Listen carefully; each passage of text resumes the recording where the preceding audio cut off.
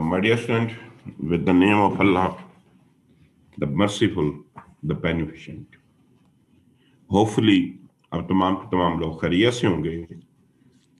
So far, dear student, we have almost done with English essay. English essay जो है वो almost हम खत्म कर चुके हैं. उसका सिर्फ 5% चीजें कुछ रहती हैं. वो मैंने कहा क्योंकि बाद में पढ़ेंगे, क्योंकि ये पेपर जो है इसमें बहुत सी चीजें जो हैं वो याद करने वाली चीजें और प्रैक्टिस करने वाली चीजें हैं. Therefore, I have decided to start with this paper as well. My dear son, this paper has the potential that even you can cross 80 marks as well.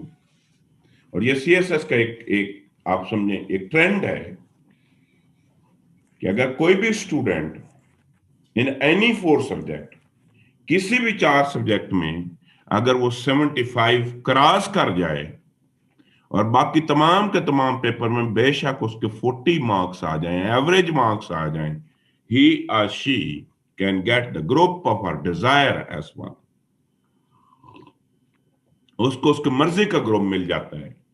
और my dear son, this paper has the potential. इस paper में potential है. General science and ability में potential है. और तीसरा Islamic studies जो है उसमें पोटेंशियल है कि you can cross 80 marks as well.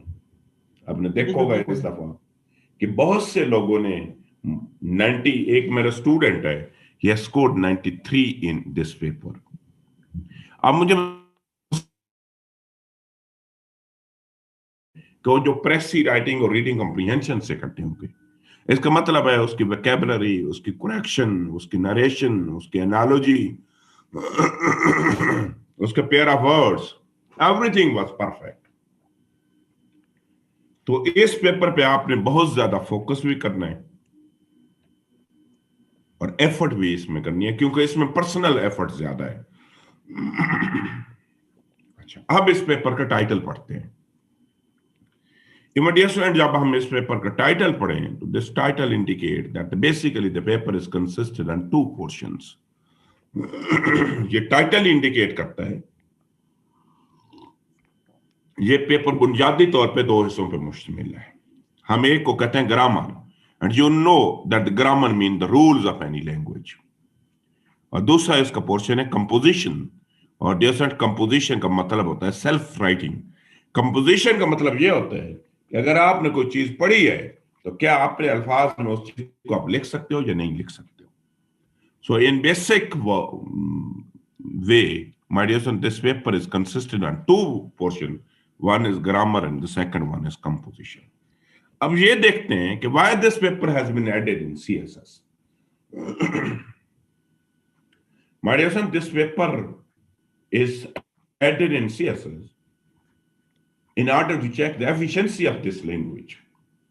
इस वजह से ऐड किया गया है कि स्टूडेंट जो हैं उनकी इंग्लिश लैंग्वेज की जो एफिशिएंसी है उसको चेक किया जाए. You know that in our country our official language is English. Therefore, they want to ensure that the future bureaucrats, they must be extraordinary in this language. तो इस वजह से वो इंग्लिश को गेज करना चाहते हैं. मैंने क्या लिखा हुआ है इस पेपर का M? The examination will be based upon a paper that consists of 100 marks and will be judged to test the following abilities. My dear student, आपका एग्जामिनर आपकी चंद एक एबिलिटीज चेक करना चाहता है, और वो कौन सी हैं? उसमें जो सबसे पहली एबिलिटी है, my dear student, this is knowledge of grammar. वो आपकी ग्रामर देखना चाहते हैं. और grammar is consisted on so many portion. Grammar चंद एक पोर्शन पे बेस करती है. जो सबसे पहला पोर्शन है tenses, narration, active wise, passive wise, use of article, punctuation, translation, use of preposition, sentence correction. ये ग्रामर के पोर्शंस हैं. उसके बाद my dear son, they want to जज योर वोकैबुलरी. उसके बाद जो दूसरा पोर्शन है डियर सन, वो वोकैबुलरी का पोर्शन है. और वोकैबुलरी में क्या देखना चाहते हैं? दे वांट टू जज your synonym, antonyms, analogy of words, pair of words. आखिरी जो पोर्शन है दैट इज इडियम और phrasal words. Then, my dear son, they are interested in your comprehension skills. Comprehension का मतलब होता है अंडरस्टैंडिंग, वो आपकी इंग्लिश की अंडरस्टैंडिंग चेक करना चाहते हैं. Then composition abilities. Composition का मतलब होता है self writing. Then they want to judge that either you can write in flawless English, कि इंग्लिश में किसी भी किस्म की गलती नहीं होनी चाहिए. And my dear son, you have the beautiful presentation as well. और आखिरी बात ये है कि आपकी प्रेजेंटेशन जो है वो एक्स्ट्राऑर्डिनरी होनी चाहिए. ये रिक्वायर्ड स्किल्स हैं, ये आपका सिलेबस है, और इसमें से एग्जामिनर की मर्जी है कि कोई चीज छोड़ दे और किसी की वेटेज बढ़ा दे. माय डियर फ्रेंड, अगर मैं सिंपल वर्ड्स में बात करूं ना, तो दिस इज योर सिलेबस. अगर हम आपके सिलेबस को माय डियर फ्रेंड गौर से पढ़े ना, this is consistent on 3 portion. ये पोर्शन ए है, ये ऑब्जेक्टिव पोर्शन है. ऑब्जेक्टिव पोर्शन का मतलब ये है कि या तो चीजें आपको आएंगी या नहीं आएंगी. My dear friend, you are suppose to from 45 marks, बेटे 45 में से you are suppose to attempt 35. कि 45 नंबरों में से आपने 35 मार्क्स का पेपर अटेम्प्ट करना है. इसका मतलब ये है कि अप्रोक्सीमेटली माय डियर फ्रेंड आपको 20% ऑप्शन दे दी जाएगी. और बिलीव मी, यहां में से जो भी अच्छा कैंडिडेट होगा, ही और she can get 35 out of 35. अगर आप अच्छे स्टूडेंट हैं ना, तो आप ये 35 में से 35 नंबर बड़ी आसानी के साथ ले सकते हैं. बड़ी आसानी के साथ, बड़े मिनिमम एफर्ट के साथ. आपको ज्यादा एफर्ट की भी शायद जरूरत नहीं पड़ेगी. क्यों? क्योंकि ये सारी की सारी याद करने वाली चीजें हैं, और आपको ऑलरेडी पता है कि ये चीजें कहां से आ रही हैं. माय डियर स्टूडेंट्स, में जो सबसे पहली चीज है, this is synonym and antonyms. ये 20 नंबरों का क्वेश्चन है, और इसके अंदर देयर इज नो ऑप्शन. इसके अंदर ऑप्शन नहीं है. और हर साल हर एक को पता है कि ये कहां से आता है. माय डियर सन, जो भी 80 या 90 मार्क्स इस पेपर में लेना चाहता है, तो उसके पास ये चॉइस नहीं है कि उसके सिनोनिम और एंटोनिम्स में इवन एक भी गलत हो जाए. होना भी नहीं चाहिए. दूसरा क्वेश्चन जो है my dear son, this is idiom और फ्रेजल वर्ब्स. ये 8 में से my dear son you are suppose to attempt any 5 out of 8. You are suppose to attempt any 5. 8 में से आपने कोई से 5 करने हैं. Pair of words. Again, my dear son, out of 8, you are supposed to attempt any 5. Analogy of words, a preposition. Again, my dear son, out of 8, you are supposed to attempt any 5. कि 8 में से कोई एक 5 आपने attempt करने होंगे. तो इसका मतलब ये है कि डियर सन, दिस इज 35 और ये 45 में से करने, and this is totally based on your own effort. Portion B, my dear son, portion B is totally based on your understanding. But portion B जो है वो मुकम्मल तौर पे आपकी बेसिक अंडरस्टैंडिंग पे बेस्ड करता है. अंडरस्टैंडिंग का मतलब ये है कि आया जो भी चीज है उसके अगर आपको रूल्स आते होंगे तो आप उनको बड़ी आसानी से कर लेंगे. और डियर फ्रेंड, अगर आपको उसके रूल्स नहीं आते होंगे तो आप उसको कभी भी नहीं कर सकेंगे. इसमें सबसे पहला जो है my dear friend, this is correction. और correction out of 8 you are suppose to attempt any 5. 8 में से कोई भी 5 आपने करने हैं करेक्शन के अंदर. Punctuation, again my dear friend, punctuation out of 8 you are suppose to attempt any 5. 8 में से कोई से 5 आपने करने हैं. Active wise passive wise, again my dear friend, या तो नरेशन आती है या एक्टिव वाइज पैसिव वाइज आते हैं. Again out of 8 you are suppose to attempt any 5. और आखिरी क्वेश्चन आता है ट्रांसलेशन. इसमें कोई ऑप्शन नहीं होती 10 आउट ऑफ 10, और बहुत से लोग 10 आउट ऑफ 10 लेते हैं. तो इसका मतलब ये हुआ कि my dear friend, out of 30 you are suppose to attempt 25. ये totally this based on rules. या तो आपको रूल्स आएंगे या आपको रूल्स नहीं आएंगे, दरमियान वाली बात नहीं है.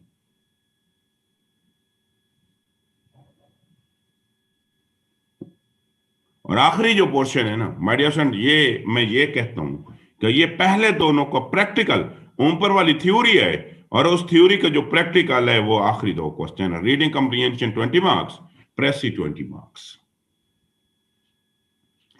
माय डियर फ्रेंड, सपोज करते हैं आपको वोकेबलरी भी नहीं आती, आपके पास वर्ड्स वोकेबलरी भी नहीं है, आपको रूल्स भी नहीं आते, तो फिर कैसे आप प्रेसी कर लेंगे? फिर तो प्रेसी नहीं कर सकेंगे। और वैसे भी माय डियर फ्रेंड, प्रेसी का एक आइडियल सिचुएशन ये हो सकती है, अगर मैं खुद ही एग्जामिनर हूं, मैं खुद ही स्टूडेंट हूं, मैं खुद ही टीचर हूं, तो शायद फिर भी मेरे मोर देन 14 मार्क्स नहीं आएंगे, इसमें पोटेंशियल ही नहीं होता। तो अगर डियर स्टूडेंट आपने नंबर लेने हैं, आपने कोशिश करनी है, तो आप पहले दो पोर्शन से करें। अच्छा, सीएसएस के अंदर ना एक बहुत बड़ी मिथ क्रिएट हुई हुई है, और वो मिथ ये है कि अगर आपका प्रेसी का क्वेश्चन फेल है तो आप फेल हो जाएंगे। तो मेरा आपसे क्वेश्चन ये है कि पहली बात तो ये है कि क्या प्रेसी जो है, do you think that this is consisted on 100 marks? क्या प्रेसी का क्वेश्चन 100 मार्क्स का क्वेश्चन है? 100 का नहीं है ना, this is only consisted on 20 marks. तो 20 ही कटेंगे ना, तो 0 मार्क्स कैसे आएंगे? आई नो मेनी स्टूडेंट, इस साल भी मेरी एक स्टूडेंट है, due to poor time management, बड़े उससे प्रेसी का क्वेश्चन रह गए, still she got 57 marks in this one as well. मैं पिछले भी बहुत से लोगों को जानता हूं। तो ये अगेन मिथ है। ये मिथ क्यों क्रिएट हुई है उसकी मैं वजह भी बता देता हूँ। ये सर, ये मिथ इस वजह से क्रिएट हुई है कि सीएसएस का बहुत सा स्टाफ, जो बहुत से स्टूडेंट, ऐसा स्टूडेंट है जो कि पेपर देने जाते हैं तो बाकी क्वेश्चन वो करके ही नहीं जाते। वो कहते हैं, वो इस इल्यूजन में होते हैं कि हमें वोकेबलरी आती है, हमें करेक्शन आती है, हमें जनरेशन। उनका सारे का सारा फोकस एक ही क्वेश्चन पे होता है, और ये उनका सारा का सारा फोकस होता है प्रेसी राइटिंग पे। किस पे? प्रेसी राइटिंग पे। माय डियर फ्रेंड, जब उनका फोकस सिर्फ प्रेसी राइटिंग पे होगा तो प्रेसी का क्वेश्चन बुरा होगा, बाकी क्वेश्चन तो अटेम्प्ट करेगी ही नहीं गए, और बाकी क्वेश्चन की तो उन्होंने एफर्ट ही नहीं की। जब उनका प्रेसी का क्वेश्चन खराब होगा तो वो उससे क्लेम करेंगे कि हमारा प्रेसी का क्वेश्चन खराब हुआ है तो हम फेल हो गए। हालांकि बिल्कुल ऐसा नहीं है। इवन ऊपर वाले जो पोर्शन है वो प्रेसी के क्वेश्चन में आपको बहुत ज्यादा हेल्प आउट करते हैं। अब लेट मी मूव फॉरवर्ड, हम आगे की तरफ करते हैं और हम dear one by one question की तरफ मूव करेंगे। मेरा सबसे पहला क्वेश्चन जो है वोकैबुलरी है, लेकिन इससे पहले my dear friend, I would like to take a small test. मैं एक छोटा सा आपका टेस्ट लेना है। This is diagnostic test. मैं सिर्फ आपको रियलाइज करवाना चाहता हूं कि शायद आपको ऊपर वाला पोर्शन, आप इस इल्यूजन में ना आ रहे हैं कि पहले वाला पोर्शन आपको आता है। शायद आप में से मेजॉरिटी लोग ऐसे होंगे जिनको पहले वाला, जिनके पोर्शन ए और पोर्शन बी नहीं आता होगा, और हमने अब ज्यादा एफर्ट भी पोर्शन ए और बी की करनी है। क्यों? ये 60 मार्क्स का क्वेश्चन है और you are suppose to get out of 80, you are suppose to get 60।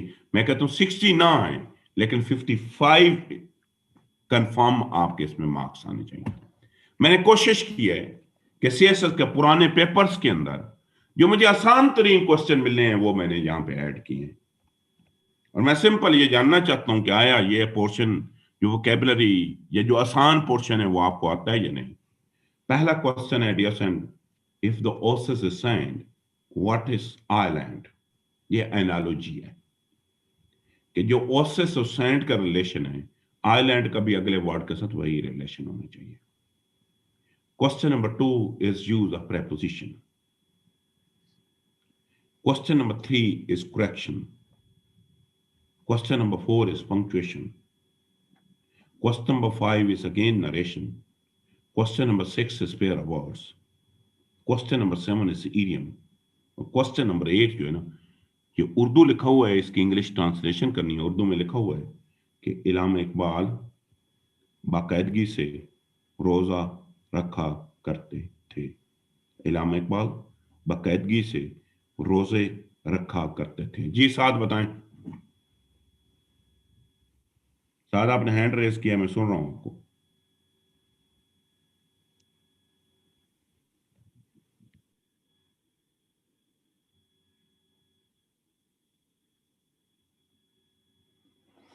Siraj, आपने हैंड रेज किया, आप क्वेश्चन कर सकते हैं, मैं सुन रहा हूं आपको। शायद आपके शायद माइक्रोफोन में कोई इश्यू है, आपकी आवाज हम तक नहीं आ रही है, पहले वो आप सॉल्व कर लें। आपकी वॉइस नहीं आ रही है शायद हमें। एक मिनट में, मेरे एंड पे शायद कोई इशू हो, लेट मी चेक।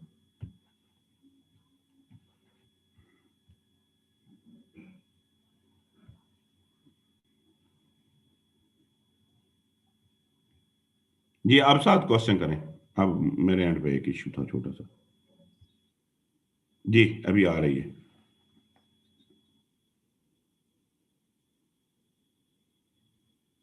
बेटे, हर क्वेश्चन के अंदर चेक की जाती है, इंग्लिश ऐसे में भी चेक की जाती है हर क्वेश्चन। पंक्चुएशन तो ग्रामर है ना, this is the part of grammar. जी, अब जरा इसको आप लोग अटेम्प्ट करें।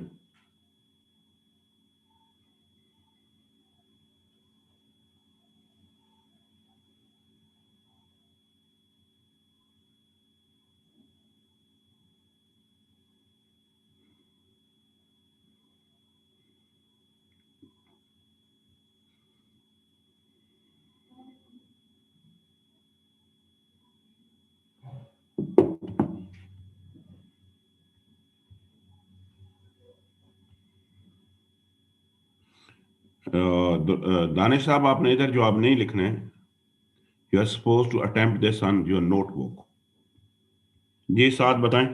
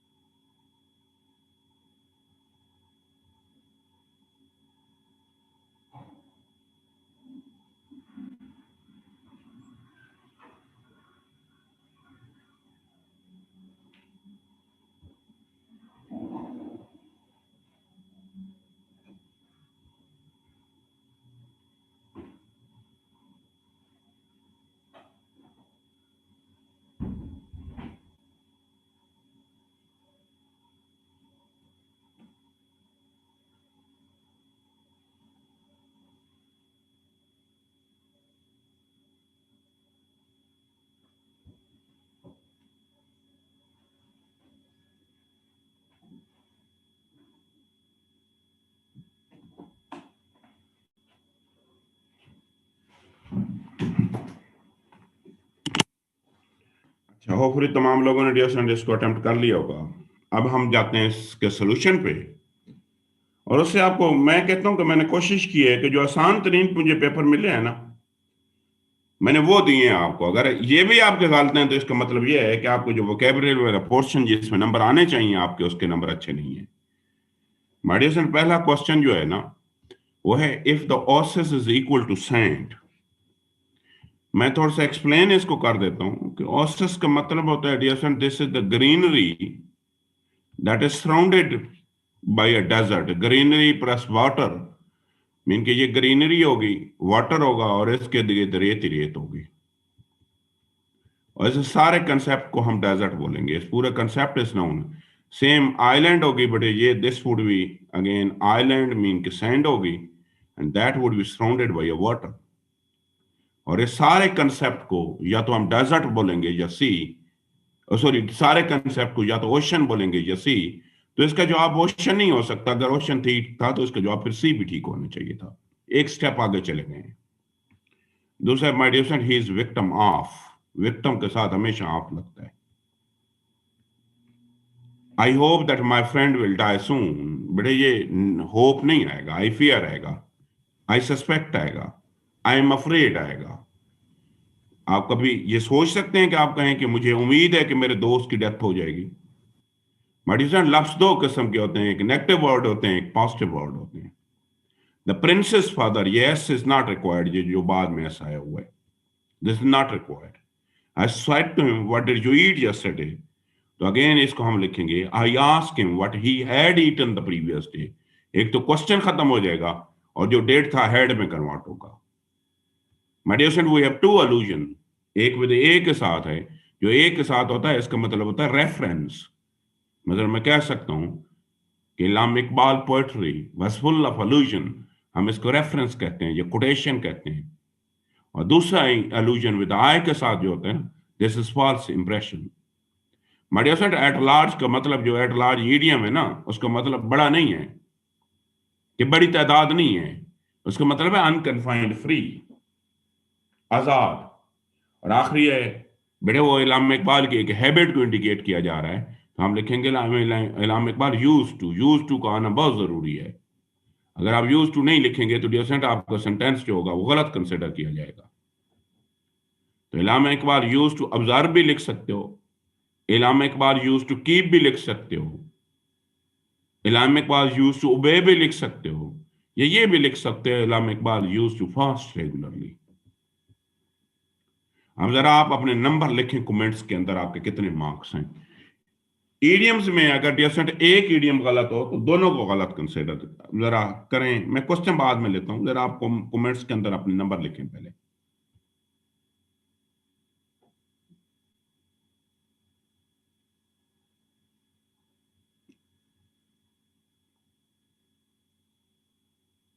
देखिए ना, मैंने कहा अगर if your your score is less than 7, तो इसका मतलब ये है कि बेटे ये पोर्शन आपका ठीक नहीं है। ये पोर्शन सिर्फ क्योंकि मैंने कोशिश की है कि मैं आसान तरीन, जो आसान तरीन चीजें हैं वो आपको पेपर में दी। ये साबिर गुलाम बताएं। सर मेरा क्वेश्चन ये था कि अगर हम यूज टू यूज कर लें तो यूज टू का मतलब तो है जो काम पास्ट में बार बार होता हो, तो फिर रेगुलरली में यूज करना चाहिए। नहीं नहीं बेटे, पास का यूज टू का मतलब ये नहीं है कि जो रेगुलर है, ये बेसिकली परमानेंट हैबिट्स होती हैं। क्या होती हैं? तो ये मतलब लाजम नहीं है कि डेली बेसिस पे हो, ये भी हो सकता है परमानेंट हैबिट कुछ बीच में रह भी गई हो, तो इसमें कोई इशू नहीं है। तो रेगुलरली ठीक है। यूज टू के साथ आना जरूरी है। जी आमना, आप बताओ। सर नंबर 3 ये नहीं हो सकता, I fear that my friend will die of cancer. नहीं बेटे, ड्यू टू क्या गलत है? नहीं सर, थोड़ा वर्ड ही था तो ऑफ भी नहीं यूज होता है। बेटे, जो चीज गलत नहीं है आप उसको नहीं चेंज करेंगे। अगर उसको चेंज करेंगे तो गलत कंसिडर की जाएगी। ठीक है सर। जो ऑलरेडी एक चीज सही है आपने। अच्छा, let me my dear friend start with question number 1। बहुत ज्यादा आपने अब तवज्जो देनी है चीजों पे। Dear friend, this is the question of vocabulary, and my dear friend, this question is consistent on 35 marks. अब समझे, आपका मेजर पोर्शन जो है ना वो इस क्वेश्चन पे बेस करता है। क्यों ऐड किया गया? पहले तो हम इसके, जैसे कि हम पहले भी क्वेश्चन के ऑब्जेक्टिव पे जाते हैं, मैं सबसे पहले तो इस क्वेश्चन के ऑब्जेक्टिव पे जाता हूं। My dear friend, the basic purpose of this question is to check the basic understanding of English vocabulary. Purpose ही यही है कि एग्जामिनर आपकी इंग्लिश लैंग्वेज की बेसिक वोकैबुलरी को जज करना चाहता है। वो ये देखना चाहता है क्या, क्योंकि हमारे यहाँ इंग्लिश, ये अपने आप को म्यूट रखा करें ना। माय डियर फ्रेंड, आपका एग्जामिनर ये देखना चाहता है क्योंकि हमारे यहाँ इंग्लिश सरकारी जुबान है कि जो कैंडिडेट हैं आया उनको इंग्लिश आती भी है या नहीं आती। मैंने क्या लिखा है? मैं लिखा the basic purpose of this question is to check the basic understanding of English vocabulary. My dear son, it is consisted on 4 sub portions. Major portion is synonym and antonyms, 20 marks. Analogy of words, 5 marks. Pair of words, 5 marks. Idiom or phrasal words, 5 marks. और अगर if you are good candidate, अगर बेटे आप थोड़े से भी अच्छे candidate है ना, तो you can easily get 35 out of 35 in this question as well. आप बड़ी आसानी के साथ 35 में से 35 नंबर इसमें ले सकते हैं, बड़ी आसानी के साथ. My dear son, vocabulary is basically consisted on 2 portion. Vocabulary ना हमेशा 2 हिस्सों में डिवाइड होती है. वोकैबुलरी का डियर स्टूडेंट एक पोर्शन जो है ना, उसको हम कहते हैं पैसिव वोकैबुलरी. आप देखते होंगे जिन लोगों की single English as a second language है ना, माय डियर स्टूडेंट, उनकी 80% लैंग्वेज जो होती है ना, जो वोकैबुलरी पैसिव होती है, और 20% उनकी वोकैबुलरी एक्टिव वोकैबुलरी होती है. पैसिव वोकैबुलरी की होती है. पैसिव वोकैबुलरी को हम शॉर्ट टर्म वोकैबुलरी भी कहते हैं. ये वो वोकैबुलरी होती है कि जो कि जब आप लिखें या बोलें तो आपको वो लफ्ज रिकॉल नहीं कर सकते. आप अक्सर देखते होंगे, आपकी कोशिश होगी कि एक लफ्ज आपने पढ़ा है तो आप उसको यूज भी करें, लेकिन लिखते वक्त वो लफ्ज आपको याद नहीं आएगा. लेकिन जब फिर रीडिंग करेंगे वो लफ्ज आएगा तो आप उसको मीनिंग आते होंगे. हम इसको पैसिव वोकैबुलरी कहते हैं. दूसरी वोकैबुलरी जो होती है वो एक्टिव वोकैबुलरी होती है.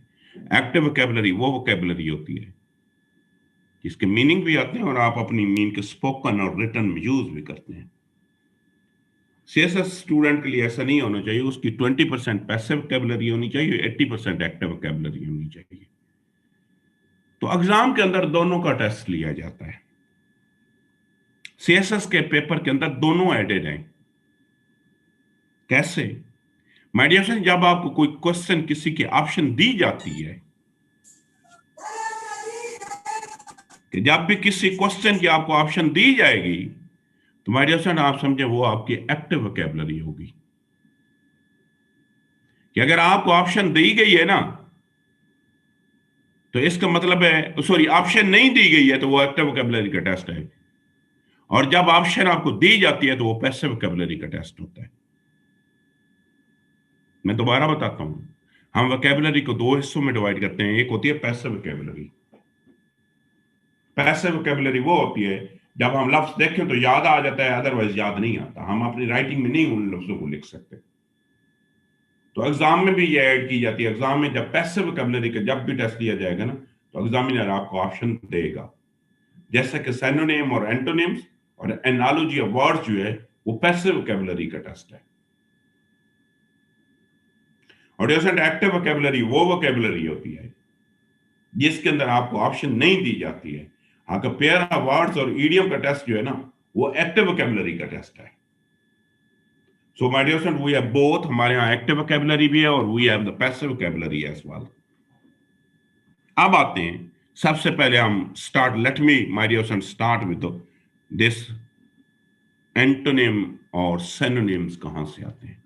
मैं I would like to give you the data of 3 years. मैं आपको 3 साल का डेटा देता हूं.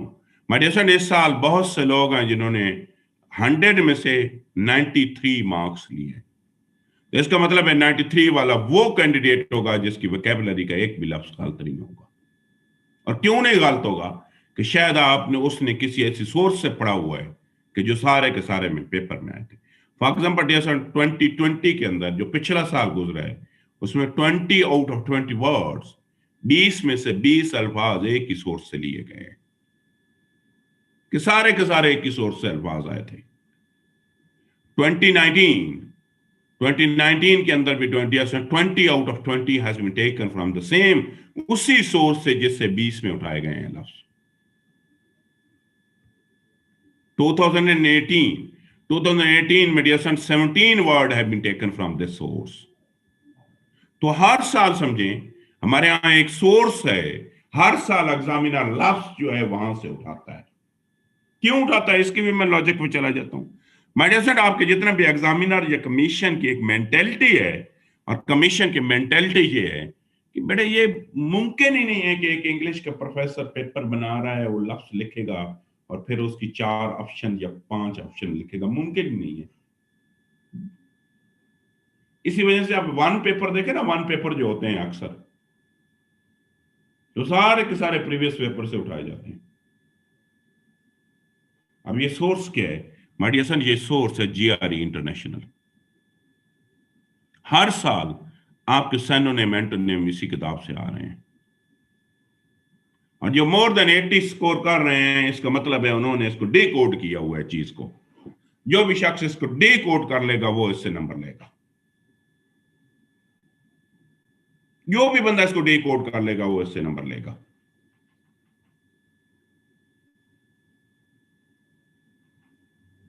तो अब हम सिंपल अल्फाज में कहते हैं, वैसे माय डियर फ्रेंड जीआरई के अंदर हमारे 3500 अल्फाज हैं। We have 3500 words in GRE list.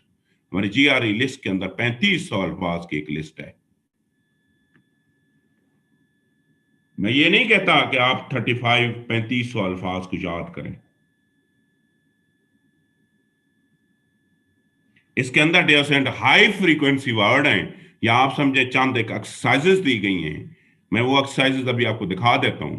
Her exercise के अंदर 50 वर्ड्स हैं, नॉट 50, 15 वर्ड्स। तो ये टोटल 50 एक्सरसाइजेस बनती हैं।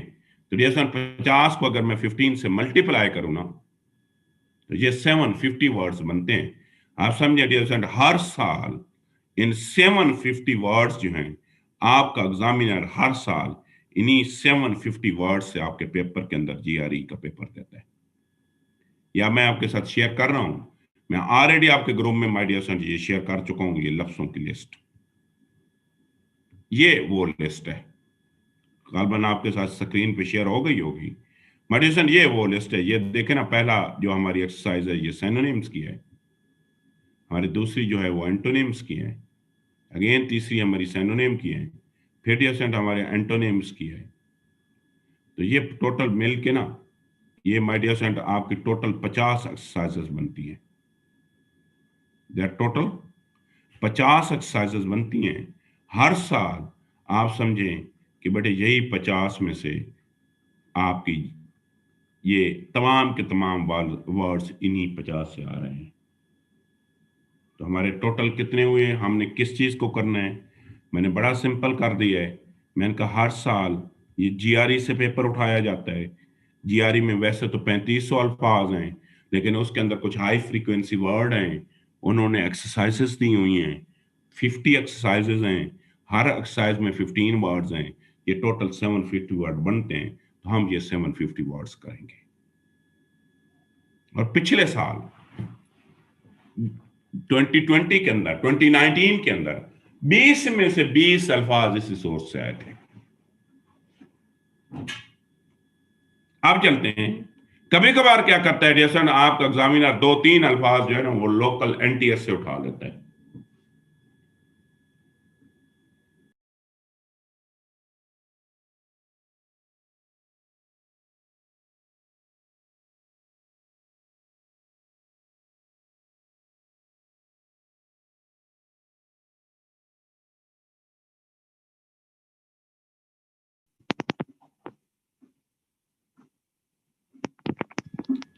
माय डियर फ्रेंड, आपका एग्जामिनर क्या करता है कि कभी कभार ये एनटीएस, लोकल एनटीएस जो है, ये जहांगीर पब्लिशर, ये कलवाम पब्लिशर, इनसे भी 2-4 अल्फाज दे देता है।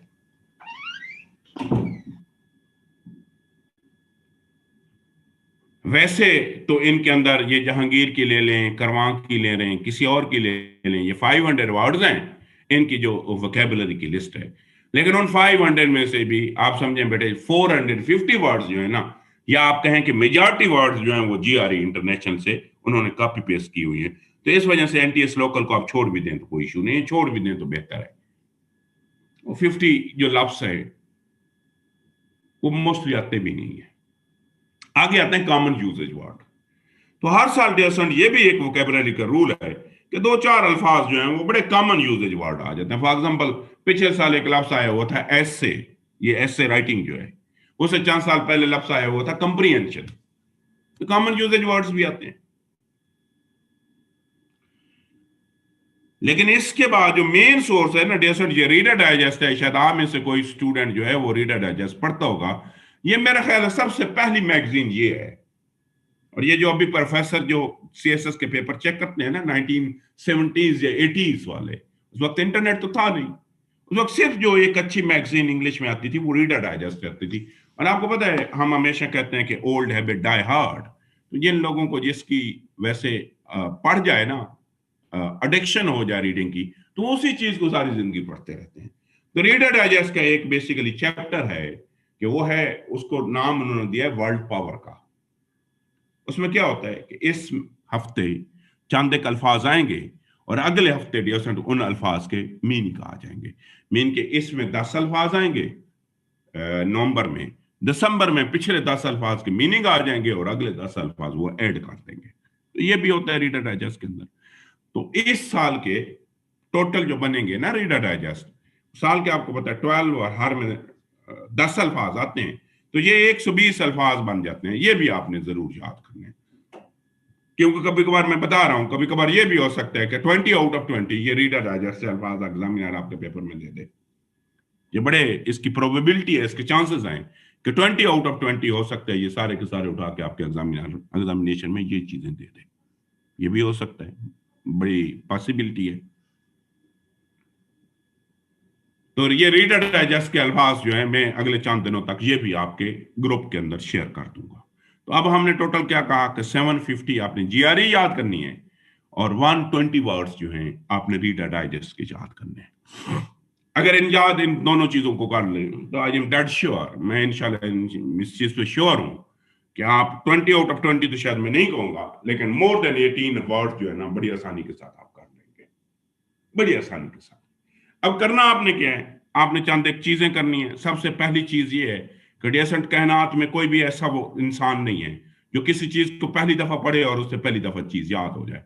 सबसे पहला काम यह है कि you are suppose to read these words time and again. आप ये चंद एक अल्फाज जो है इनको बार बार पढ़ें, मोर देन 100 टाइम, बार बार इनको रीड आउट करें। क्यों? आपका सबसे पहली जो असाइनमेंट है ना माय डियर फ्रेंड, आपकी पहली असाइनमेंट है इन लफ्जों को याद करना। जब आप इन लफ्जों को याद कर लेंगे ना, उसके बाद अगली असाइनमेंट ये आती है कि इन लफ्जों के अपने मीनिंग भी याद करने। तो मैंने कहा कि make your eyes familiar with such words. इन लफ्जों के साथ अपने आप को फेमिलियर करें। इन लफ्जों को डियर फ्रेंड आप बार बार रीड आउट करें।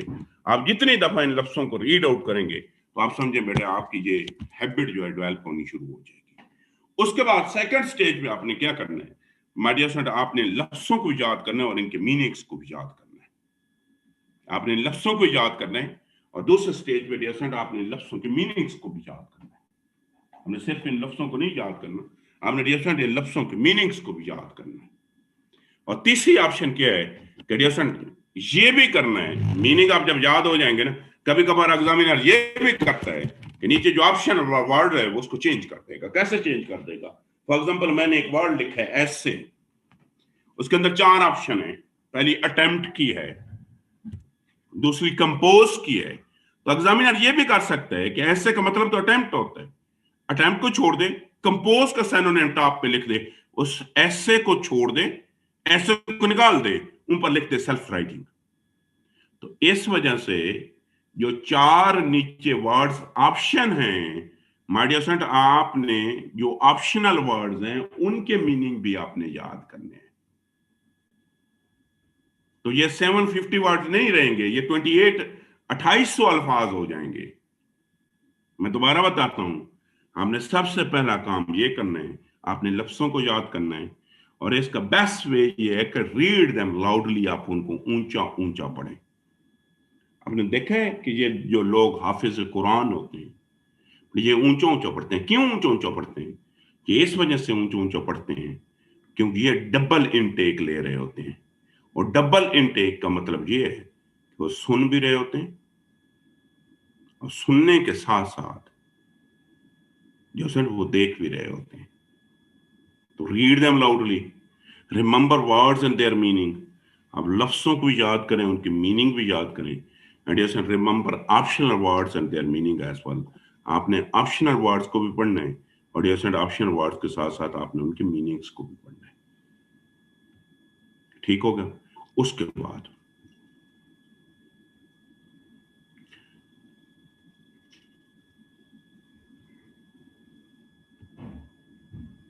बाद जो नेक्स्ट है, आप अपने आप को डियर स्टूडेंट अनम्यूट करके रखा करें ना। अब बार बार आप अपने आप को म्यूट कर देते हैं तो उससे डिस्टर्बेंस होती है। अच्छा, आप बेग साहब कह रहे हैं कि डेली लफ्ज जो, ये भी ठीक है आप डेली वाले लफ्ज, लेकिन बेटा ये जो आप कह रहे हैं ना इखबार से डेली लफ्ज, एक तो ये असाइनमेंट बड़ी मुश्किल होती है और इसके बड़े रेयर चांसेस होते हैं कि ये चीज आ जाए पेपर के अंदर। लेकिन अगर ये आप एक प्रैक्टिस कर रहे हैं कि इखबार से 2-4 अल्फाज, तो ये वैसे आपकी वोकैबुलरी बढ़ रही होती है। दिस इज फाइन, इसको करते रहें। अब हमने करना क्या है, तो मैंने आपको जैसे सोर्स भी बता दी, सोर्स के साथ मैंने आपको तरीका भी बता दिया इनको याद करने का क्या है।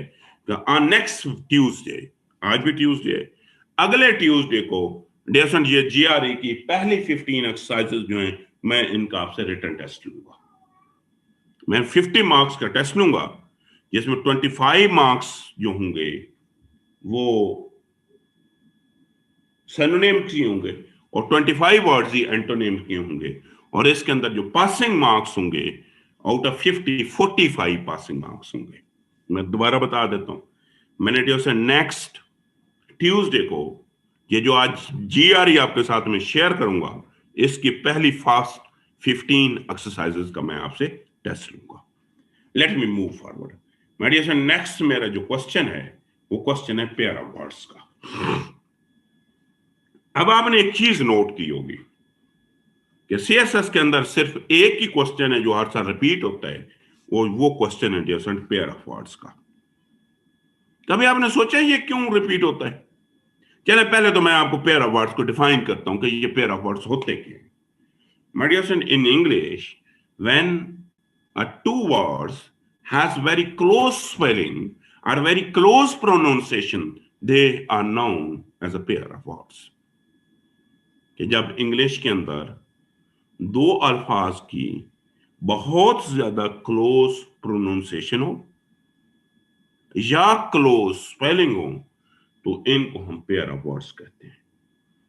इन English language my dear student, बेटे इंग्लिश जुबान के अंदर हमारे टोटल पेयर ऑफ वर्ड्स की जो तादाद है, दे आर 325। 325 हमारे टोटल पेयर ऑफ वर्ड्स हैं। इंग्लिश लैंग्वेज के अंदर हमारे टोटल पेयर ऑफ वर्ड्स की जो तादाद है, दिस इज 325। तो अब लाजिम बात है आपके एग्जामिनर के पास तो चॉइस ही नहीं है, उन्हें तो नहीं 325 के अंदर अंदर से ही देने, उन्हें कोई चीज बाहर से तो आपके पेपर में नहीं देनी। तो जब उसके पास जैसे कोई चॉइस ही नहीं है, तो लाजिम बात है वो जो 325 है इन्हीं के अंदर से देगा। और इस वजह से अक्सर आपको लोग ये भी कहते हैं कि यार प्रीवियस सालों के कर लो तो आपके पेपर में यही आते हैं। ये किसी हद तक बात सही भी है, लेकिन हम क्या करेंगे, हम ये टोटल 325 जो है इन सारों को करेंगे। 8 में से 5 करने होते हैं ना, तो ये हर साल मैंने कहा कि बड़े यही पेयर ऑफ वर्ड्स आते हैं। हाँ, कभी कभार एग्जामिनर ये भी कर देता है कि पेयर ऑफ वर्ड्स की जगह वोकैबुलरी दे देता है। हमेशा एक लफ्ज से कंपोजिशन एंड कंप्रीहेंशन, ये कहां से पेयर ऑफ वर्ड्स हैं? ये तो कोई पेयर ऑफ वर्ड्स नहीं है, ये तो वोकैबुलरी है। कभी कभार पेयर ऑफ वर्ड्स में कभी कभार 1-2 अल्फाज वोकैबुलरी की भी दे देता है। अच्छा, अब इसमें इशू कहां पे आता है जो मैंने नोट किया है? जैसे मैंने ये नोट किया है कि इसमें इशू ये आता है, अक्सर जो एक इशू आता है, मीनिंग आपको दोनों आते होते हैं, मतलब आपको दोनों का आता होता है, लेकिन गलती आप क्या करते हैं कि आप उसकी जगह उसके मीनिंग और उसकी जगह उसके मीन के इनके आपको मीनिंग उल्टा लिख के आ जाते हैं। मीन के पहले अलूजन की जगह आप रेफरेंस लिख देंगे और दूसरा अलूजन जो है उसकी जगह आप लिख देंगे रेफरेंस। मीन के पहले अलूजन की जगह रेफरेंस और दूसरे अलूजन की जगह आप hidden something that is not visible लिख देंगे। अब इनका तरीका क्या है? मेरे साथ पहला तरीका तो यह है कि इनके स्पेलिंग याद करें। जब आप इनको याद करें ना, तो आप इनके स्पेलिंग भी याद करें कि पहले के ये स्पेलिंग है, दूसरे के ये स्पेलिंग है, पहले का ये मतलब है, दूसरे का ये मतलब है। लेकिन एक स्टेप आपने और भी करना है, you are suppose to move 1 step forward. आप एक स्टेप आगे जाएं। रोज स्टेप क्या है बेटा? स्टेप ये है कि आप इन दोनों को अल्फाबेटिकली अरेंज करो, मसलन डिक्शनरी वाइज। ये दो अलूजन है ना, इनमें डिक्शनरी में ए वाला पहले आएगा, आई वाला बाद में आएगा। आप इस तरतीब से इनको अरेंज करें। अब आप इसको ऐसे याद करें, स्पेलिंग भी याद है आपको। आप इसको ऐसे याद करें कि मेरे पहले अलूजन का ये मतलब है, दूसरे अलूजन का ये मतलब है कि इस लिस्ट में अब एग्जामिनर क्या कहेगा। एग्जामिनर कभी कभार हो सकता है उल्ट लिस्ट दे दे, ये ऊपर वाली एग्जामिनर एग्जामिनेशन में ऐसे दे दे, तो आपकी तरतीब खराब हो गई ना। आप इसको अपनी तरतीब में ले आए, क्योंकि आपकी तरतीब जो है ना, आपकी अरेंजमेंट साइंटिफिक अरेंजमेंट है। आप अपनी तरतीब में ले आएंगे कि ए वाला पहले आएगा, आई वाला बाद में आएगा, और अब आपको याद होगा कि आपके पहले का ये मतलब है, दूसरे का ये मतलब है। बिलीव मी डियर फ्रेंड, आज भी मुझे बहुत से लफ्ज ऐसे हैं जिनके स्पेलिंग नहीं आते, लेकिन मुझे उस अरेंजमेंट से याद है। मतलब बेटे दो लफ्ज हैं, एक डायरी है, एक डेयरी है, मुझे आज भी याद है। मुझे स्पेलिंग अभी भी नहीं आते।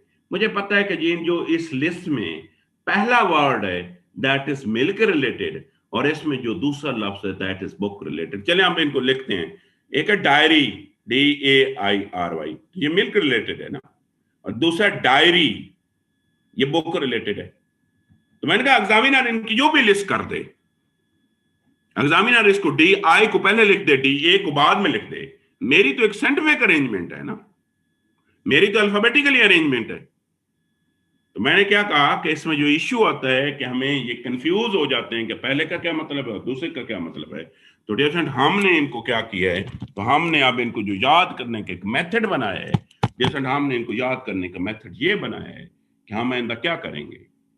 हम एक तो इनकी स्पेलिंग्स याद करेंगे, बिल्कुल करते जाएंगे, और अब स्पेलिंग के साथ साथ डियर फ्रेंड हम इसका दूसरा मेथड जो अडॉप्ट करेंगे, हम ये इसका मेथड अडॉप्ट करेंगे कि जो पहला वर्ड हम इनको अल्फाबेटिकली अरेंज करेंगे।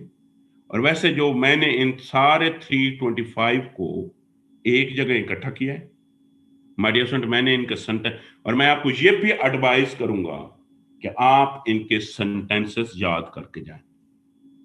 क्यों? जब आप उधर सेंटेंस बनाने लगते हैं ना, तो अक्सर आपसे गलती हो जाती है। माय डियर फ्रेंड, अगर एक सेंटेंस बनाया है ना, और उस सेंटेंस के एंड पे आपने फुल स्टॉप ऐड नहीं किया है, तब भी वो जुमला गलत किया जाएगा। इवन अगर आपने उसके एंड पे फुल स्टॉप नहीं लगाया है, तो डियर तब भी उस सेंटेंस को गलत किया जाएगा।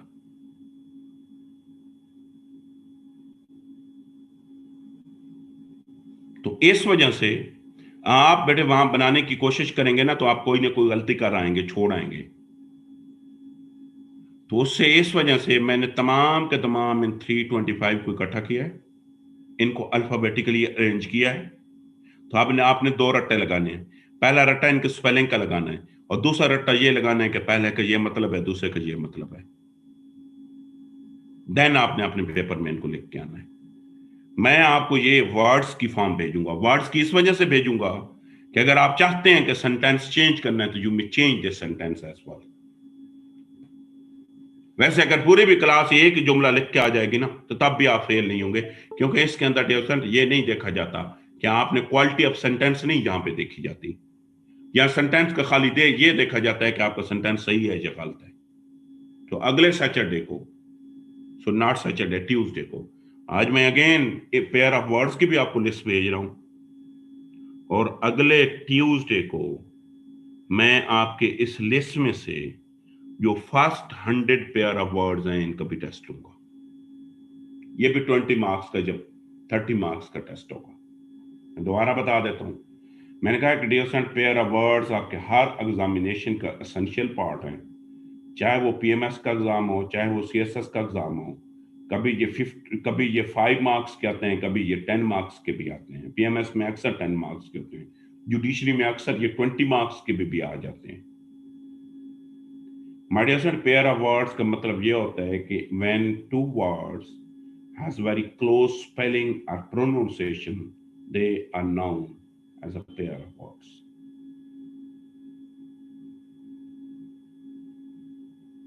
पेयर ऑफ वर्ड्स को माय डियर फ्रेंड याद करने का तरीका ये है कि आप एक तो नंबर 1 इनकी स्पेलिंग याद करें, और डियर फ्रेंड स्पेलिंग के साथ साथ आप इनको अल्फाबेटिकली अरेंज करें, कि अल्फाबेटिकली पहला वर्ड ये आता है, दूसरा वर्ड ये आता है, और इनको डिफरेंट अल्फाबेटिकली अरेंज करने के साथ साथ आपने इनको ये भी याद करना है कि मेरे पहले वर्ड का ये मतलब है, दूसरे वर्ड का ये मतलब है। एग्जामिनेशन में बेशक वो और इनकी अरेंजमेंट चेंज कर दे, आपकी अरेंजमेंट एग्जामिनेशन में डियर स्टूडेंट वो कहते हैं कि सपोज करते हैं ये वाली अरेंज कर ले जिसको अंडरलाइन कर लो, एग्जामिनेशन में ऐसे आ जाए, अब आपकी तरतीब तो उल्ट हो गई ना। तो आपकी तो एक साइंटिफिक तरतीब है, आप इनको अपनी तरतीब में ले आए कि ए वाला पहले आएगा, आई वाला, अब आपको याद आ जाएगा कि आपके पहले का ये मतलब है और दूसरे लफ्ज का ये मतलब है। तो नेक्स्ट ट्यूसडे को मैं आपके इन 100 पेयर ऑफ वर्ड्स का टेस्ट लूंगा, 15 एक्सरसाइजेस जारी की होंगी और 15 वर्ड्स पेयर ऑफ वर्ड्स की होंगे। अब जाते हैं माय डियर फ्रेंड तीसरे क्वेश्चन की तरफ। ये क्वेश्चन है ईडियम और फ्रेजल वर्ब का। इसमें क्या फर्क है माय डियर फ्रेंड? ईडियम और फ्रेजल वर्ब का बड़ा आसान सा फर्क है। 8 में से मोस्टली 6 ईडियम या 5 ईडियम आते हैं, 2 या 3 फ्रेजल वर्ड्स आते हैं। जो ईडियम्स है ना, इनका तरीका ये है, ईडियम और फ्रेजल वर्ब का डिफरेंस क्या है माय डियर फ्रेंड? ईडियम वो लफ्ज होते हैं जिसके अंदर की लफ्ज जो होता है वो नाउन होता है, कि ईडियम के अंदर जो की वर्ड इज ऑलवेज नाउन। देखो ना, मैं सपोज पहला लफ्ज पढ़ता हूं एन एप्पल ऑफ आईज, तो माय डियर फ्रेंड इसके अंदर तो जो की वर्ड्स हैं वो या तो एप्पल है या आई है, तो इसके अंदर ईडियम के अंदर की वर्ड हमेशा नाउन होता है। और फ्रेजल वर्ब जो है उसके अंदर जो की वर्ड्स है वो हमेशा वर्ब होता है, वर्ब के साथ प्रीपोजिशन चेंज होती है, और जब आपकी प्रीपोजिशन चेंज होती है तो आपकी मीनिंग चेंज हो जाते हैं। कालिन का और मतलब है, कालैट का कोई और मतलब है, कालान का कोई और मतलब है। तो जैसे फ्रेजल वर्ब का कुछ और मतलब है और ईडियम्स का कुछ और मतलब है। ये कहां से आते हैं माय डियर फ्रेंड? एक किताब है जो सीएसएस के हर बच्चे के पास वो किताब मौजूद है, और हालांकि वो रिकमेंडेड किताबों में से ये है, हर बच्चे के पास वो किताब मौजूद होती है, लेकिन उससे वो बाकी सारे क्वेश्चन करेंगे लेकिन ईडियम उस किताब से नहीं करेंगे। हालांकि हर साल उसी किताब से आपके पेपर के अंदर ईडियम्स आ रहे हैं, और वो किताब कौन सी है? Exploring the world of English by Saadat Hussain. आपको पता है आपके ईडियम्स और फ्रेजल वर्ब दोनों उसी किताब से आते हैं। और मैंने ये जो 325 लिए हैं ना, इनमें से कुछ तो एक्स्ट्रा हैं, मैंने भी उसी किताब से ली हुई हैं। मैं कहता हूं बेटे आप अगर ये exploring the world of English, इसके अंदर टोटल जो ईडियम और फ्रेजल वर्ब्स हैं इनकी तादाद है 980 पेयर ऑफ ईडियम और फ्रेजल वर्ब्स है, और हर साल माय डियर फ्रेंड ये इसी किताब से आ रहे हैं, बाहर की कोई सोर्स ही नहीं है। आप इसको कर लें, 8 में से 5 की मैं गारंटी देता हूं कि इसी किताब से आएंगे। अगर डियर आप इसे नहीं करना चाहते, इस किताब में है, मैंने बताया है कि थोड़े से कॉम्प्लेक्स हैं, तो देयर इज अनदर बुक, और वो किताब जो है वो प्रोफेसर आफ्ताब अहमद की किताब है, और किताब का नाम है to the point by professor Aftab Ahmad.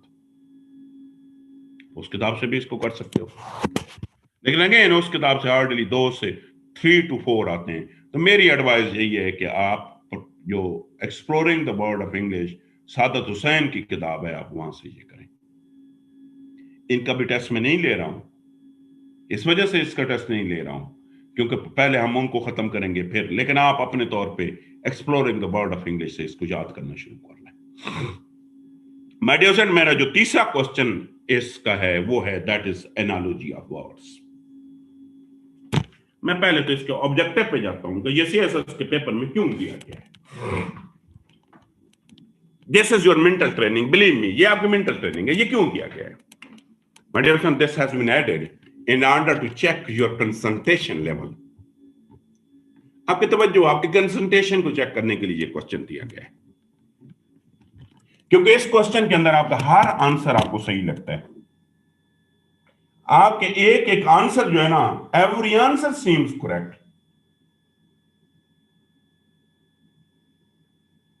तो ये दिया इस वजह से है कि आया आप डिफरेंशिएट कर सकते हैं कि कौन सा आंसर सही है, कौन सा आंसर गलत है, एक चीज। और दूसरी बात है, ये इस वजह से दिया गया है कि फ्यूचर में, जैसे फ्यूचर के अंदर जब भी आपको ये पॉलिसी बनाएंगे तो पॉलिसी बनाते वक्त क्या आप तमाम के तमाम एस्पेक्ट को माइंड में रखेंगे या नहीं रखेंगे? ये हमेशा सारी जिंदगी बेटे इस क्वेश्चन को आप मैथमेटिक्स में करते आ रहे हैं। मैथ में आपको याद होगा सेट होते थे। सेट क्या होता था? 2 4 6 फिल इन द ब्लैंक। तो सीक्वेंस चल रहा है कि 2 4 6 एंड 8। ये सेट हर साल आते थे। हम इसको कहते हैं वर्बल रीजनिंग। वो होते थे नॉन वर्बल, शेप्स कभी आ जाती थी, कभी सेट आ जाते थे, लेकिन इसको हम कहते हैं वर्बल रीजनिंग। ये क्या है? मैंने कहा analogy literally means to find the same relation in answer that has been happening in the question। कि क्वेश्चन के दो लफ्ज का जो रिलेशन है, आंसर के अंदर भी my dear friend you are suppose to find out the same relation. और वो क्या आ सकता है? वो कहता है पहला रिलेशन आ सकता है सिमिलरिटी का, कि क्वेश्चन के अंदर जो दोनों अल्फाज होंगे वो एक दूसरे के सिमिलर होंगे। क्वेश्चन आ सकता है कंट्रास्ट का, को क्वेश्चन के अंदर जो दोनों अल्फाज होंगे उनमें कंट्रास्ट होगा। क्वेश्चन आ सकता है फंक्शंस का, क्वेश्चन आ सकता है क्रोनोलॉजिकल ऑर्डर का। मीन के फॉर एग्जांपल फंक्शन क्या होगा? पेन का फंक्शन आएगा कि if the pen is right, if the pen is right what is the needle. वो कहते हैं कि पेन का फंक्शन लिखना है और नीडल का फंक्शन जो है वो सिलाई करना, सीना है। वो कहते हैं क्रोनोलॉजिकल ऑर्डर आ जाएगा वही कि 2 4 6 fill in the blanks। Class बात 8 आएगा। And there might be some other type of logical relation as well. क्यों? किस चीज के दरमियान? वो कहता है कि दो एलिमेंट्स में आ सकती है, दो सेट हो सकते हैं, दो वर्ड्स हो सकते हैं, और दो लिस्ट भी, लिस्ट ए और लिस्ट बी का कंपैरिजन भी हो सकता है। ये क्वेश्चन आते हैं, आप देखें सबसे पहले ये 3 क्वेश्चन हम इनको करते हैं। पहले वो कहता है कि if the time is days, week, month, what would be the distance.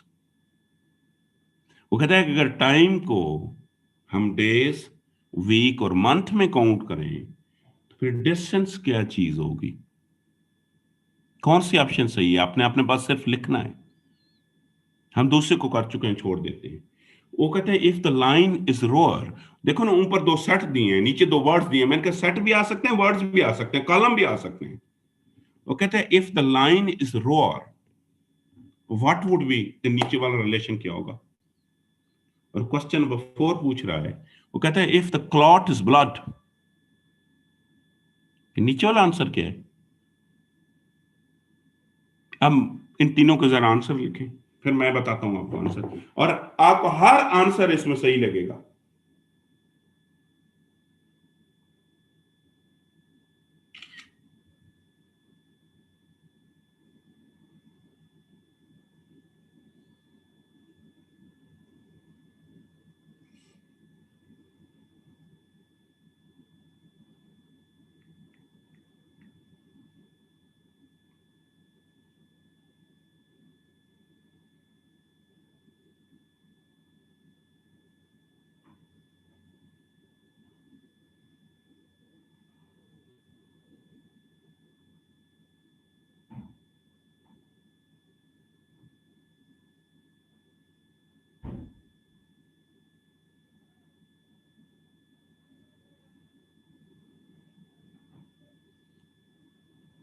मैंने कहा माय डियर फ्रेंड, आपको सारे के सारे आंसर सही लगेंगे।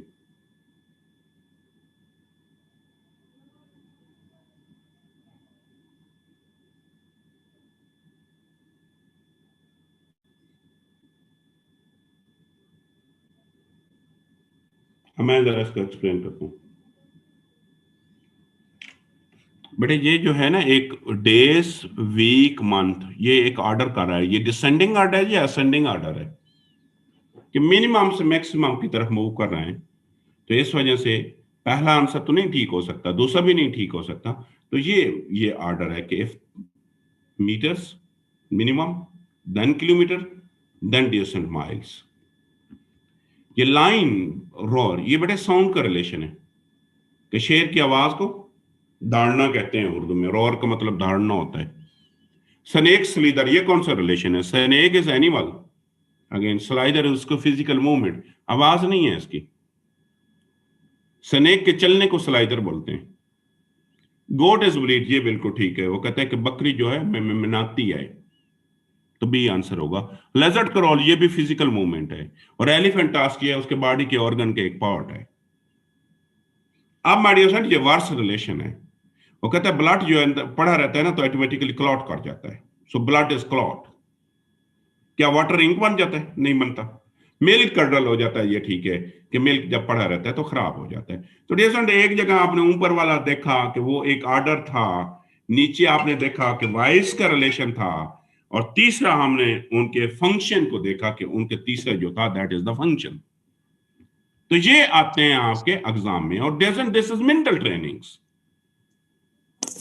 आप जितनी इसकी ट्रेनिंग करेंगे, जितनी इसकी प्रैक्टिस करेंगे, this would be the perfect. अब थोड़ा सा आप आगे जाते हैं, पेपर में क्या आते हैं, मैं पेपर की चीजें आपको बता देता हूं। और वैसे भी बाय द वे आपने दूसरे पेपर्स के लिए भी ये चीजें करनी है, क्योंकि ये सेम चीजें दूसरे पेपर में भी आते हैं। सबसे पहली चीज वो कहता है कि कंट्री और करेंसी का रिलेशन होता है। किसका? आप एक लिखे, नोट करें। आप लिखें if the Pakistan is paisa, if the Pakistan is paisa, what is United State of America? जी कौन बताएगा? हैंड रेज करें। ये आमना आप बताएं, आमना आप बताएं, आमना मैं आपसे सुनना चाह रहा हूं, आमना मलिक।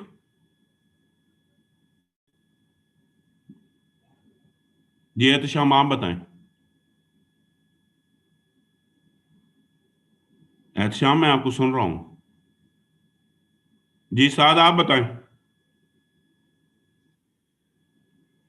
सेंट होता है बेटे, अमेरिका की जो सबसे लोएस्ट करेंसी है वो सेंट है, पेनी है बेटे,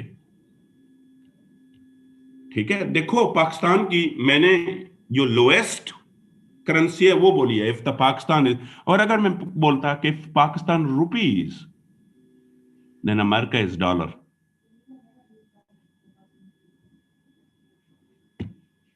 तो सबसे पहली चीज ये कंट्री और करेंसी आते हैं।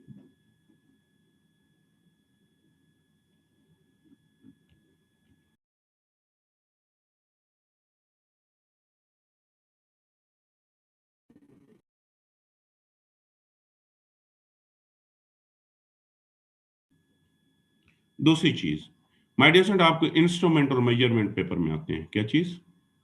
Instrument and measurement.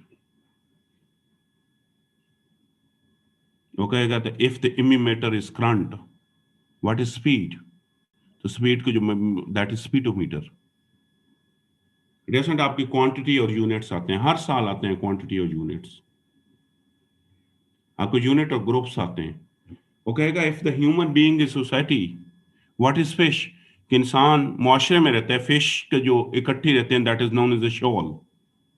Animal and baby, वैसे तो एनिमल और बेबी के नेम सेम होते हैं, लेकिन कुछ एनिमल ऐसे हैं कि उसमें बेबी और एनिमल का नेम जो होता है वो चेंज हो जाता है। Male and female, majority male and female same रहते हैं, बट कुछ मेल एंड फीमेल ऐसे हैं कि जिनके नेम चेंज हो जाते हैं।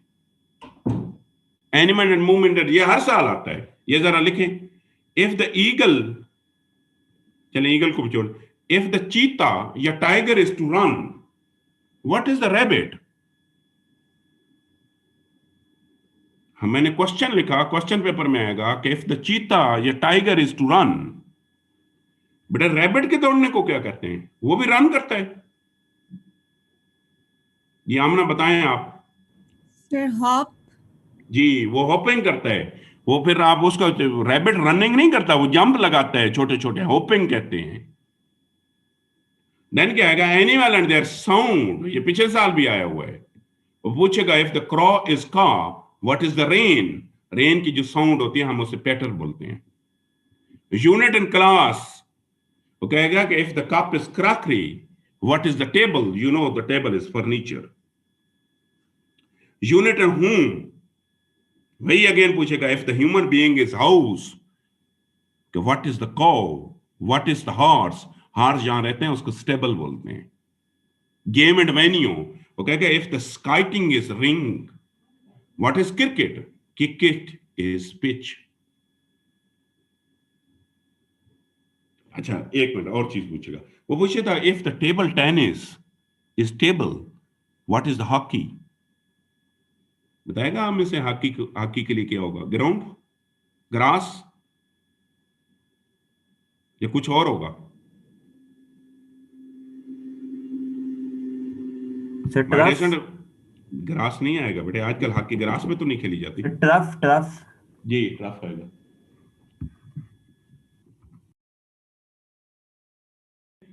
तो ये छोटी छोटी, अच्छा आगे क्या वो पूछेगा, माय डियर सन, वो वर्कर एंड वर्किंग टूल का पूछेगा। पूछेगा if the tailor is needle, what is the student, student is pen, student is to write. वो पूछेगा टूल एंड एक्शन, वो पूछेगा if the pen is to write, what is the needle. Product and raw material, ये बहुत ज्यादा आते हैं। Unit and parts, वो पूछेगा if the pen is nib, blade, blade is fan, and book के जो होते हैं चैप्टर्स होते हैं। यूनिवर्सल पेयर, यूनिवर्सल पेयर क्या होगा, chair is table and door is to window. Study and topic, ये वैसे भी बाय द वे आपने ईडीएस में पढ़ना है, ये बहुत ज्यादा आते हैं। पूछेगा if the cardiology is heart, what is the study of eyes. मैं लेता हूं क्वेश्चन। वर्ड एंड एक्सट्रीम, ये भी इंग्लिश में पढ़नी है, ये हर साल आते हैं।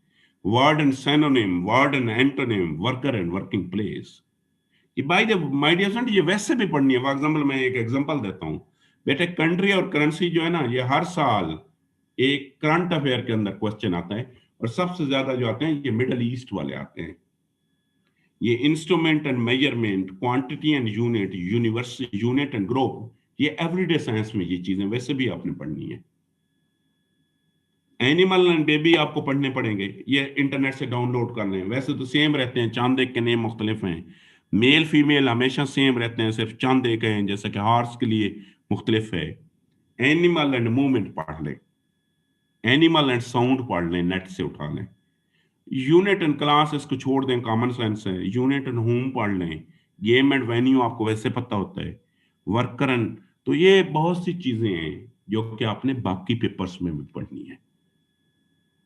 ये पेपर में कहां से आया, कैसे आया, जरा मैं ये भी आपको एक्सप्लेन कर देता हूं। ये सबसे पहले 2016 के पेपर में आया, इससे पहले नहीं है, क्योंकि 2016 में ही ऐड किया गया है, सिलेबस चेंज किया गया है।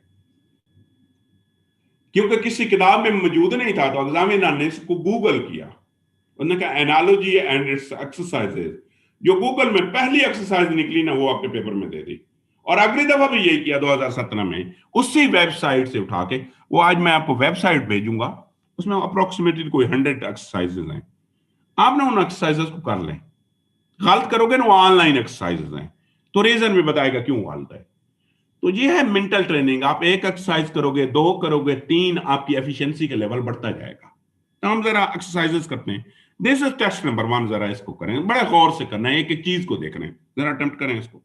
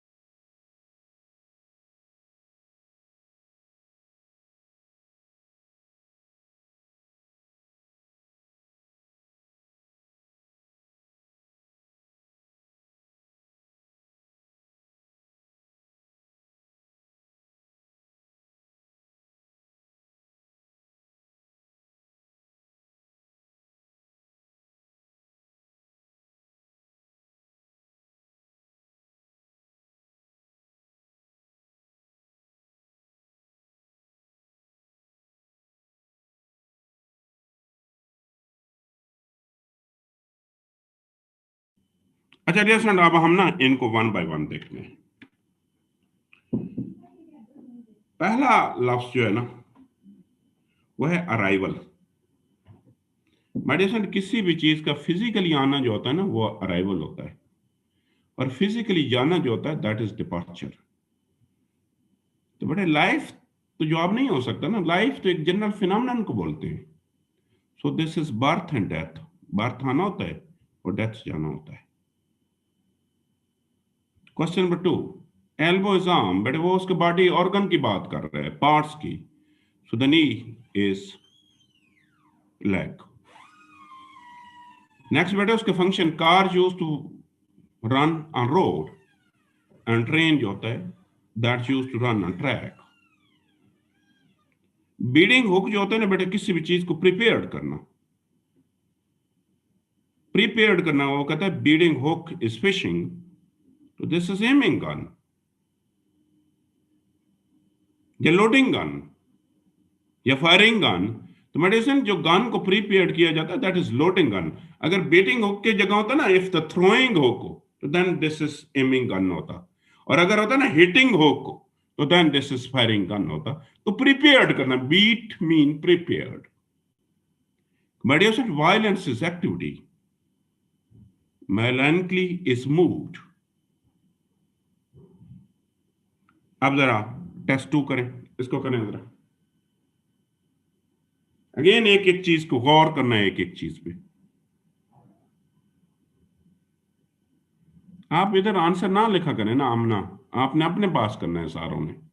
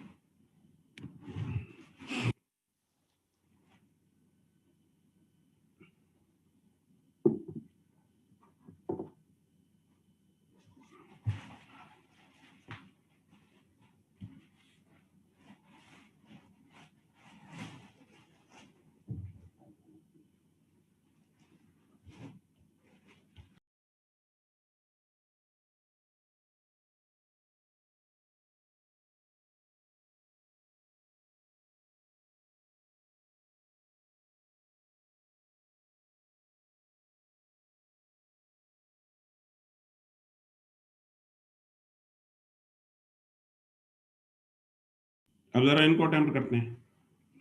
My dear friends, university is institution, ये सिनोनिम है।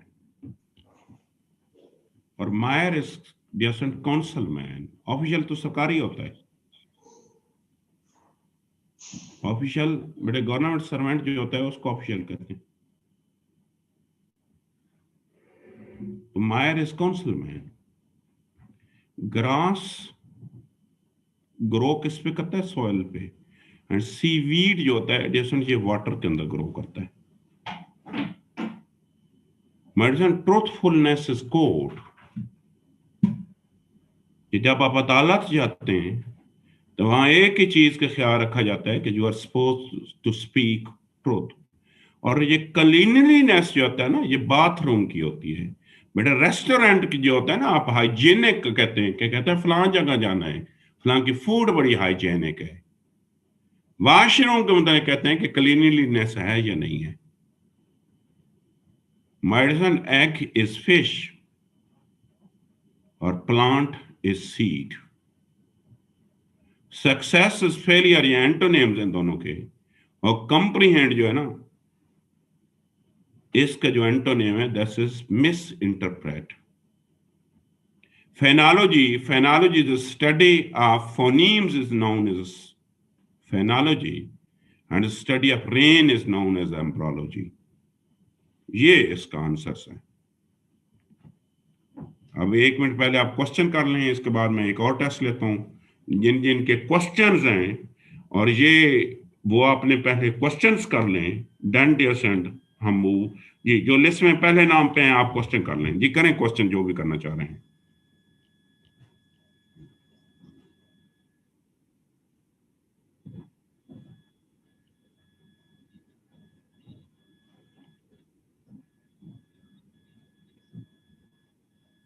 नहीं, दो नहीं आएंगे बेटे, एक आंसर आएगा, दो कभी भी नहीं आएंगे।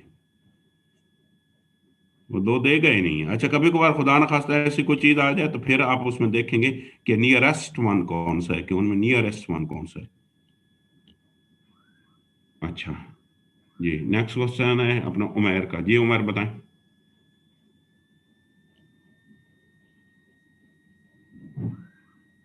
उमैर क्वेश्चन करें, आपने हैंड रेस किया हुआ है। जी एहतशाम आप करें क्वेश्चन। सर वो लिस्ट का मैं कह रहा था सर, वो लिस्ट काइंडली दोबारा फॉरवर्ड कर दीजिएगा, जीआरई लिस्ट। मैं भेज दूंगा आज। Thank ji you. एहतशाम आप बताओ।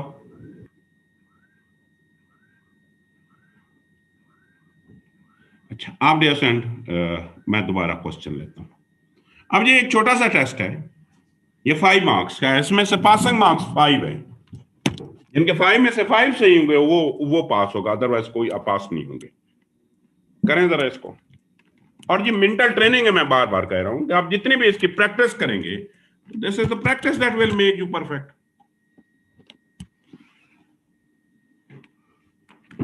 जरा गौर से करें।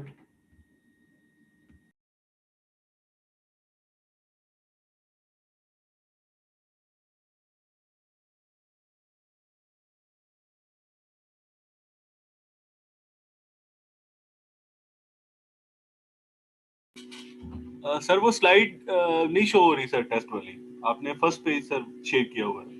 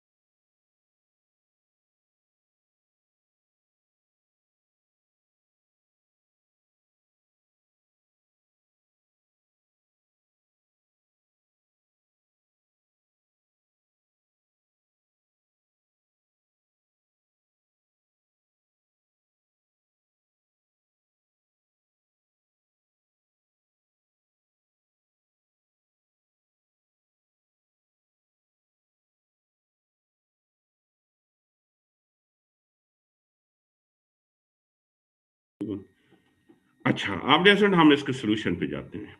यू नो, शेयर ही नहीं हुआ था। ओहो, ये अब हो रहा है। सॉरी, मैंने, आप जरा करें, सॉरी।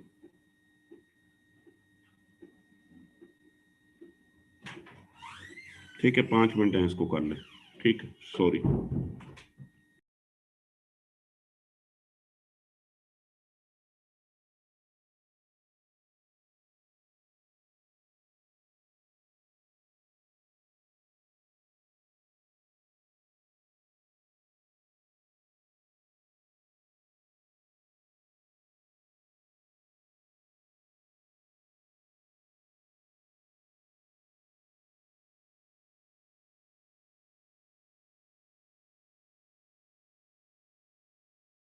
में नहीं लिखना बेटे, कमेंट्स में जवाब आपने नहीं लिखने, आपने अपनी नोटबुक पे जवाब लिखने।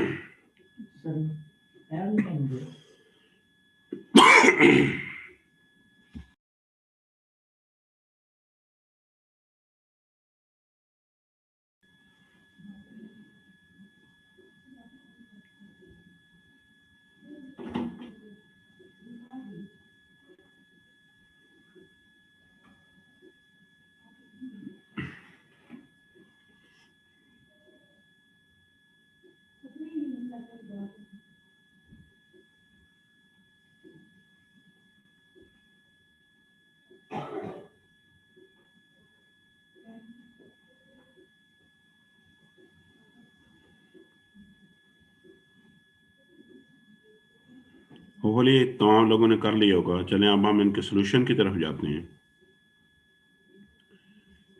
Jason, you know, the college has been made for student and hospital has been made for patient. Nurse के लिए नहीं, नर्स पेशेंट होगा तो होगी, पेशेंट नहीं होगा तो कोई भी नहीं होगा। But Jason, cloth has been manufactured in mill. Newspaper, you know, has been manufactured in press. Peace is chaos. Antonyms है. Creation is destruction. Jason, tiger used to live in forest and otter used to live in water. Window is consisted on pen, कि window के जो parts होते हैं उसको pens कहा जाता है, और किताब के जो पार्ट्स होते हैं डियरेंट हम उन्हें पेज कहते हैं। हाँ, अगर ऐसा होता कि विंडो इज फ्रेम, कि विंडो को प्रोटेक्ट फ्रेम से किया जाता है, तो बुक जो है ना डियरेंट, उससे जो प्रोटेक्ट किया जाता है उसे कवर से किया जाता है। अगर फ्रेम होता ना विंडो के साथ तब कवर हो सकता था। पेन बेटे उसके हिस्से होते हैं। अब दिखाएं, कमेंट्स में लिखें किसके कितने मार्क्स हैं। लेस देन 5 वाले आप फेल हैं।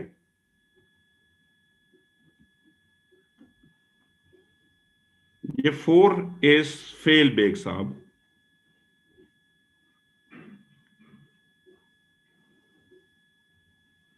चले, लेट मी मूव फॉरवर्ड।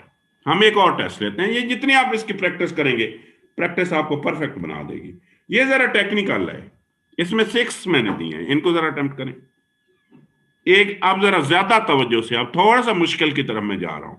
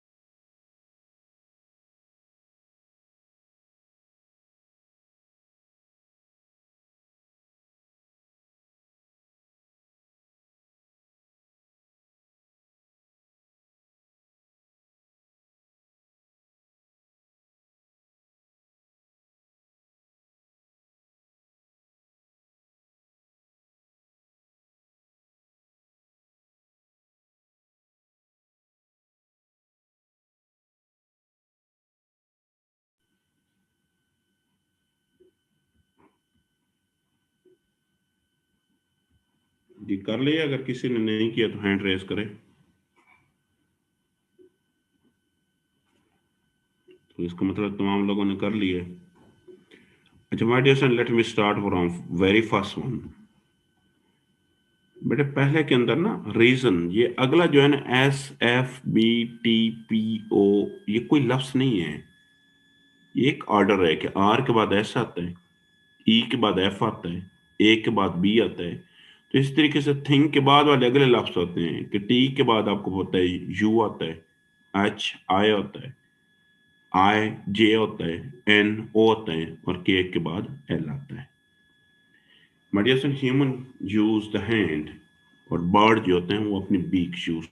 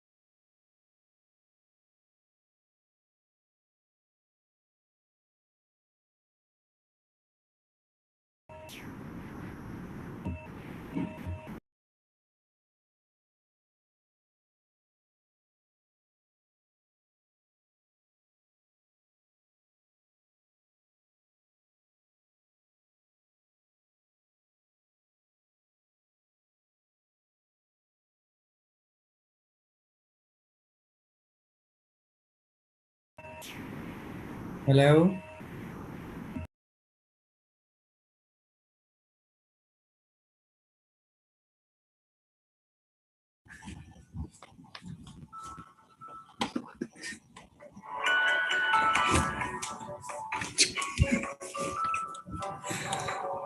कुछ आएगा।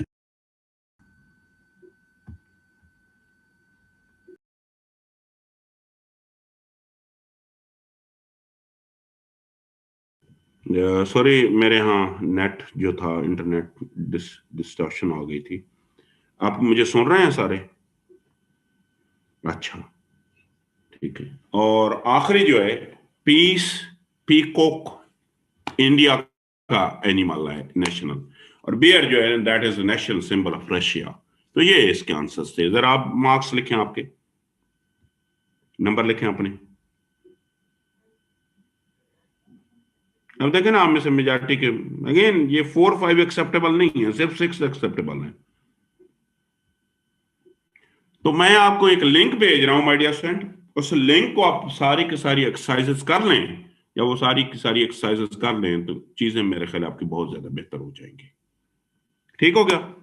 तो कल की क्लास में मैं एक तो एनालॉजी का टेस्ट लूंगा, या वो सारी एक्सरसाइजेस करके आनी है, और दूसरे इंशाल्लाह कल मैं आपको नरेशन पढ़ाऊंगा, तो थोड़ी सी घर से आपने नरेशन पढ़ के आनी है। तो माय डियर सन, अब आज की क्लास हम इधर ही एंड करते हैं। तो सी यू टुमारो, कल मुलाकात होगी।